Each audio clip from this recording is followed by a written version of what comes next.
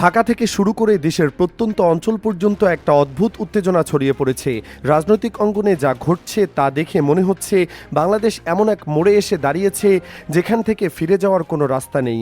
আগামী 12ই ফেব্রুয়ারির নির্বাচনকে ঘিরে যে নাটক মঞ্চস্থ হচ্ছে তার কেন্দ্রে রয়েছেন একজন মানুষ। তিনি আর কেউ নন, বাংলাদেশ সেনাবাহিনীর প্রধান জেনারেল ওয়াকারুজ্জামান। তাকে নিয়ে যত কথা, যত বিতর্ক, যত প্রশংসা চলছে তার সবকিছু মিলিয়ে একটা প্রশ্নই বারবার উঠে আসছে, এই মানুষটিকে সত্যি বাংলাদেশের ইতিহাসে এমন একটা দৃষ্টান্ত স্থাপন করতে চলেছেন যা আগে কখনো দেখা যায়নি। গত কয়েক সপ্তাহে দেশের বিভিন্ন প্রান্তে যা ঘটছে তা কাউকে স্বস্তি দিচ্ছে না। বিএনপি সমর্থকরা বিভিন্ন জায়গায় হামলা চালাচ্ছে বলে অভিযোগ উঠেছে। জামায়াতে ইসলামীর কর্মীরা আক্রান্ত হচ্ছেন বলে খবর আসছে। নারী প্রার্থী এবং নারী কর্মীদের উপর হামলার ঘটনা ঘটছে। এসব খবর শুনে মনে হয় দেশটা যেন একটা অঘোষিত যুদ্ধক্ষেত্রে পরিণত হয়েছে। কিন্তু এইসব ঘটনার আড়ালে কি চলছে সেটা বুঝতে হলে আরও গভীরে যেতে হবে।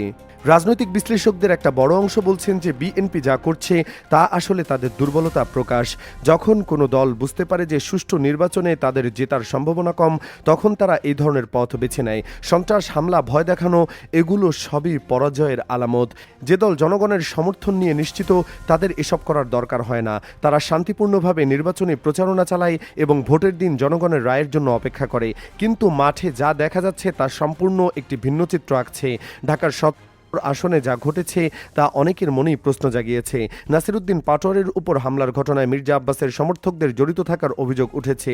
যারা এই হামলা চালিয়েছে বলে অভিযোগ, তাদের চেহারা দেখে সাধারণ মানুষ আটকে উঠেছে বলে জানা গেছে। একজন প্রত্যক্ষদর্শী বলেছেন যে এদের দেখে মনে হচ্ছিল যেন কোনো অপরাধী চক্রের সদস্য। সাধারণ রাজনৈতিক কর্মীদের মতো তাদের চেহারা ছিল না। এই প্রেক্ষাপটে সেনাপ্রধান ওয়াকারুজ্জামানের ভূমিকা নিয়ে আলোচনা জরুরি হয়ে পড়েছে। গত কয়েকদিনে তিনি দেশের বিভিন্ন সেনানিবাস পরিদর্শন করেছেন। রাজশাহী সেনানিবাস থেকে শুরু করে অন্যান্য গুরুত্বপূর্ণ স্থানে তিনি সফর করেছেন। প্রতিটি জায়গায় তিনি একই বার্তা দিয়েছেন: পেশাদারিত্ব, নিরপেক্ষতা, ধৈর্য এবং নাগরিক বান্ধব আচরণ। এই চারটি শব্দ এখন সেনাবাহিনীর জন্য মন্ত্রের মতো হয়ে গেছে। তবে প্রশ্ন উঠেছে যে শুধু কথা দিয়ে কি সুষ্ঠু নির্বাচন সম্ভব? বাংলাদেশের ইতিহাস বলছে যে এখানে সুষ্ঠু নির্বাচন কখনো সহজ ছিল না। প্রতিটি নির্বাচনে কোনো না কোনো বিতর্ক থেকেছে। কখনো ভোট চুরির অভিযোগ, কখনো প্রশাসনিক পক্ষপাতিত্বের অভিযোগ, কখনো সন্ত্রাসের মাধ্যমে ভোটার তাড়ানোর অভিযোগ। এইসব অভিযোগ প্রতিটি নির্বাচনকে প্রশ্নবিদ্ধ করেছে। কিন্তু এবার পরিস্থিতি কিছুটা ভিন্ন বলে মনে হচ্ছে। একটা বড় কারণ হলো সেনাবাহিনীর সক্রিয় ভূমিকা। বিশ্লেষকরা বলছেন যে বাংলাদেশে শুধু সুষ্ঠু নির্বাচন বেসামরিক প্রশাসন বা পুলিশের পক্ষে নিশ্চিত করা সম্ভব নয়। এখানে সেনাবাহিনীর ভূমিকা অপরিহার্য। যদি সেনাবাহিনী চায় তাহলে সুষ্ঠু নির্বাচন হতে পারে, আর যদি সেনাবাহিনী নিরপেক্ষ না থাকে তাহলে সব আয়োজন বৃথা হয়ে যাবে। এই পরিপ্রেক্ষিতে ওয়াকারুজ্জামানের প্রতিটি পদক্ষেপ গুরুত্বপূর্ণ হয়ে উঠেছে। তিনি কি করছেন, কি বলছেন, কার সাথে দেখা করছেন, সবকিছু নিয়ে আলোচনা হচ্ছে। কেউ কেউ তার সমালোচনা করছেন, তার কিছু সিদ্ধান্ত নিয়ে প্রশ্ন তুলেছেন। কিন্তু অনেকে আবার বলছেন যে এই সমালোচনাও জরুরি, কারণ সমালোচনা থাকলে তিনি সতর্ক থাকবেন। কোনো ভুল করলে সাথে সাথে ধরা পড়বে। এই চাপ তাকে সঠিক পথে রাখতে সাহায্য করবে। মাঠের পরিস্থিতি বিশ্লেষণ করলে দেখা যায় যে সেনাবাহিনী ইতিমধ্যেই কিছু কঠোর পদক্ষেপ নিয়েছে। বিভিন্ন জায়গায় বিএনপির কিছু নেতা এবং কর্মীকে গ্রেফতার করা হয়েছে। যারা সন্ত্রাসের সাথে জড়িত বলে অভিযোগ রয়েছে তাদের বিরুদ্ধে ব্যবস্থা নেওয়া হচ্ছে। এই গ্রেফতারগুলো একটা বার্তা দিচ্ছে, সন্ত্রাস করে পার পাওয়া যাবে না। যে যাই করুক না কেন আইনের হাত থেকে কেউ রেহাই পাবে না। তবে একটা প্রশ্ন থেকেই যাচ্ছে, সেনাবাহিনী তো সব জায়গায় থাকতে পারবে না, তাদের সংখ্যা সীমিত। এই সীমাবদ্ধতা কিভাবে কাটিয়ে ওঠা সম্ভব? এই প্রশ্নের উত্তর খুঁজতে গিয়ে জানা গেছে যে সেনাবাহিনী একটা সুনির্দিষ্ট কৌশল নিয়ে কাজ করছে। তারা মূলত ভোটের দিনকে কেন্দ্র করে তাদের সমস্ত শক্তি কেন্দ্রীভূত করছে। সেদিন এমনভাবে মোতায়েন থাকবে যেন কোনো অনিয়ম বা সন্ত্রাসের সুযোগ না থাকে। এখন যা কিছু বিচ্ছিন্ন ঘটনা ঘটছে সেগুলো নিয়ন্ত্রণে আনা হচ্ছে, কিন্তু আসল পরীক্ষা হবে 12ই ফেব্রুয়ারি।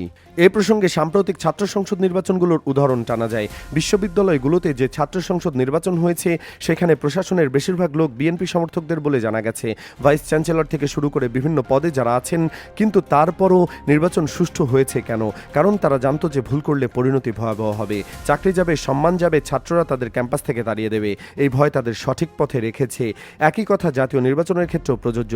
যদি প্রশাসনের কেউ পক্ষপাতিত্ব করে, যদি নির্বাচন কমিশনের কেউ অনিয়ম করে, তাহলে তার পরিণতি হবে ভয়াবহ। এখন আর আগের মতো দিন নেই। মানুষ সচেতন হয়েছে। সামাজিক যোগাযোগ মাধ্যমে সব ছড়িয়ে পড়ে মুহূর্তে। কেউ লুকিয়ে কিছু করতে পারবে না। জামায়াতে ইসলামীর অবস্থান নিয়েও আলোচনা হচ্ছে। তারা এখন একটা কৌশলগত অবস্থানে রয়েছে। বিভিন্ন জায়গায় তাদের উপর হামলা হচ্ছে, কিন্তু তারা পাল্টা আক্রমণে যাচ্ছে না। তারা ধৈর্য ধরছে। কেন? কারণ তারা জানে যে এখন শক্তি ক্ষয় করার সময় নয়। আসল খেলা হবে ভোটের দিন। সেদিন যদি কেউ তাদের একটা ভোটও এদিক সেদিক করার চেষ্টা করে তাহলে তারা তার জবাব দেবে। এই কৌশল অনেকের কাছে বুদ্ধিমান মনে হচ্ছে।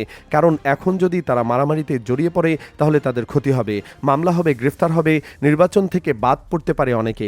কিন্তু যদি তারা ধৈর্য ধরে এবং ভোটের দিন সতর্ক থাকে তাহলে তাদের জেতার সম্ভাবনা বাড়বে। নারী ভোটারদের প্রসঙ্গ উঠে এসেছে। বিএনপি সমর্থকরা যেভাবে নারী প্রার্থী এবং নারী কর্মীদের উপর হামলা করছে তা সাধারণ নারীদের মধ্যে ক্ষোভ সৃষ্টি করেছে। একজন বিশ্লেষক বলছেন যে এই হামলাগুলো বিএনপির জন্য আত্মঘাতী হবে। নারী ভোটাররা এসব দেখছেন, তারা বুঝতে পারছেন কে তাদের সম্মান করে আর কে করে না। ভোটের দিন তারা এসব জবাব দেবে। 12 ফেব্রুয়ারিকে ঘিরে একটা নারী জাগরণ হতে পারে বলেও ধারণা করা হচ্ছে। এই জাগরণ হবে সন্ত্রাসের বিরুদ্ধে, যারা নারীদের উপর হামলা করছে তাদের বিরুদ্ধে, এবং এটা যে দলের পক্ষে যাবে তারা বড় লাভবান হবে। ডক্টর মোহাম্মদ ইউনূসের সরকারের ভূমিকা নিয়েও কথা বলা হচ্ছে। তারা সর্বোচ্চ চেষ্টা করছে পরিস্থিতি স্বাভাবিক রাখতে, কিন্তু শুধু বেসামরিক প্রশাসনের পক্ষে এটা করা কঠিন।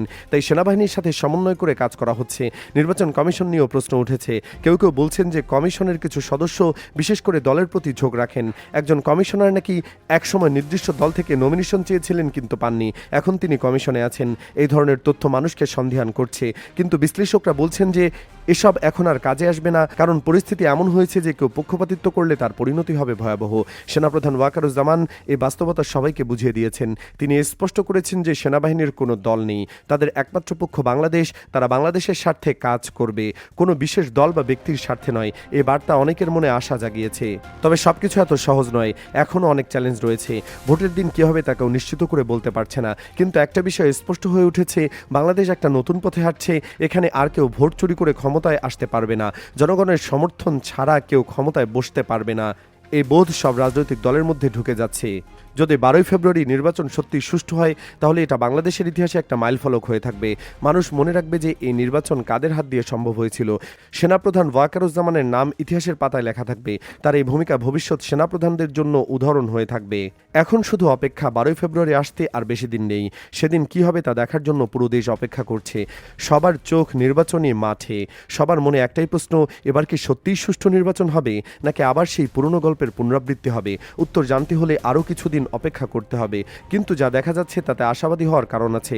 বাংলাদেশ হয়তো সত্যি একটা নতুন যুগে প্রবেশ করতে যাচ্ছে, এমন একটা যুগ যেখানে জনগণের ভোটই হবে চূড়ান্ত, যেখানে কারচুপি কেউ ক্ষমতায় আসতে পারবে না, যেখানে গণতন্ত্র সত্যিকার অর্থে প্রতিষ্ঠিত হবে। কেউ যদি সত্যি হয় তাহলে বাংলাদেশ তার মঞ্জিলকে মকসুদে পৌঁছে দেবে।